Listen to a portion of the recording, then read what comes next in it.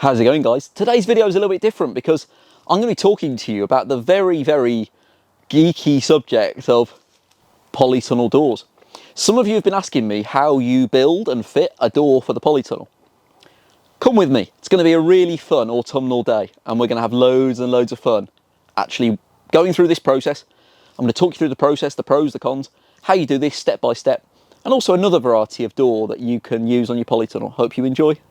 When you're building the doors for your polytunnel, it's really important to remember that actually, although there are guides out there, like the one that I am actually introducing you to right now, ultimately the design of the door is going to be based on your own local conditions. And that's why when you work with wood, as I'm doing in this video, it's brilliant because you can customize it to whatever size you want. I know some of my customers have actually got wheelchairs, so they need slightly wider doors. Some are working on a very small site where they haven't got the width. So you can actually make the doors wider or more narrow. You can have double doors or single doors. In this video, I'm replacing one of the single doors on one of our polytunnels, and I'm going to show you how we do that from start to finish. Guys, I'm sorry to interrupt your video, but before I get into how you build a polytunnel door, please just take a moment, hit the like button, drop me a comment. It makes a huge difference to me and this channel, and just getting the word out there that you can grow your own. Growing food's a lot of fun, anyone can do it. Thanks so much for your support, guys. Hope you enjoy the video. Firstly, you're going to want to measure the width of the door. If you're building a new polytunnel from scratch, then it's a really good idea to actually assemble the entire door frame and then build the door within that frame so you know exactly the dimensions that you need. If you're anything like me, you're going to be building this as a replacement door for your polytunnel. So the first thing you're going to do is actually measure the dimensions of the door, so measure inside the door frame.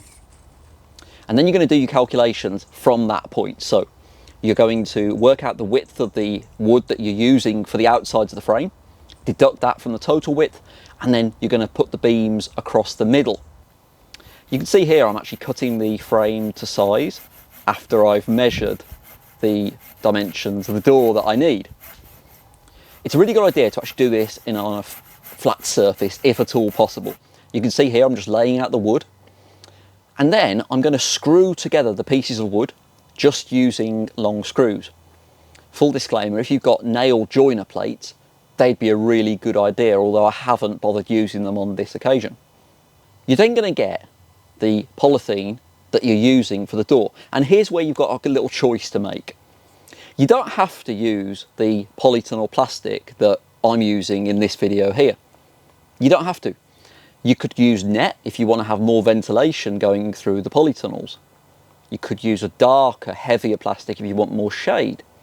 I'm just using this material because it matches the rest of the polytunnel, and also, I'm not going to lie to you, we had loads left over from actually recovering one of our polytunnels. You're just going to lay the polythene over the door frame that you've just built. And I like to just staple it into place very roughly, just to hold it in place. Try and get it as tense as possible at this stage so that the material in the door frame isn't flapping around. It's going to reduce the chances of it ripping in the wind, which would be really annoying. Staple it into place. Remember, those staples are not going to be in any way holding the plastic in place. That's really important. I've had loads of comments from people saying that what I'm doing now is wrong because the staples might rip the polythene. They're not holding it in place, I promise. Keep watching. Try and get it as tight as possible, putting staples in place. And then once you've done that, you're going to do the really fun bit of the build, which is that you're going to tension it and secure it by cutting battens to match the dimension of the door. And then you're going to nail the battens really tight on top of the plastic that you've just stretched over the door. Take your time doing this and secure the battens using nails. And you'll see that that starts to get really nice and tight if you've got a good tension on it. Put the battens around the outside dimensions of the door and then across the lintel, the top, the bottom and the middle. Your door frame's taking shape now, isn't it? I had so much fun building this. And then you're going to return to your door, and hopefully, if you've got your maths right, it's going to fit in the door frame. Now, full disclaimer, when I was actually doing this build, I failed to account for the fact the floor, the ground is actually sloping slightly. So I had a little bit of an issue because although the door was actually perfectly level, the ground wasn't. So I did have to just adjust the hinges slightly, raise it a little bit higher off the ground, which then meant I had to sand a little bit off the top of the door frame, which was really annoying actually. But it's never one of my DIY jobs unless something goes a little bit wrong. It was actually a blessing in disguise because I got the door really, really snug with the top of the door frame. So the resulting door actually seals really nicely. And if we have any cold weather, that's just going to hold a little bit more temperature inside that tunnel, which is really, really useful in terms of production. I've actually used some hinges here, which I just got from a hardware shop. They were really, really cheap, but they seem to support the door absolutely fine. And I've just fixed them to the actual outside of the door frame. Now, a lot of people will do it on the inside, and that would probably be just as good. The only reason I've actually attached them to the outside is because I want them to open outwards so as not to take up any room inside the polytunnel. I want to show you really quickly another version of door that you can use on the polytunnel. Come with me.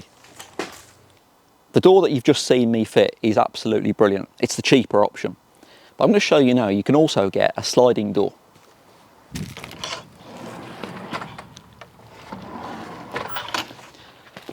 Those sliding doors are really, really useful because they don't take up as much space.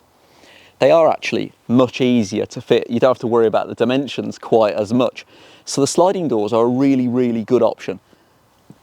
They just fix into that metal guide rail there, which then gets screwed on to the lintel of the door.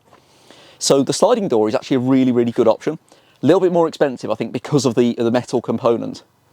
But both doors provide a really good option. The construction method that you've actually seen for the door frame is exactly the same as the one that you've just watched me build. I really hope that you found that video useful. It's a little bit different to our other videos. It's a little bit more DIY, isn't it? But I hope you found that useful. And if you've got any questions, please don't hesitate to drop me a message.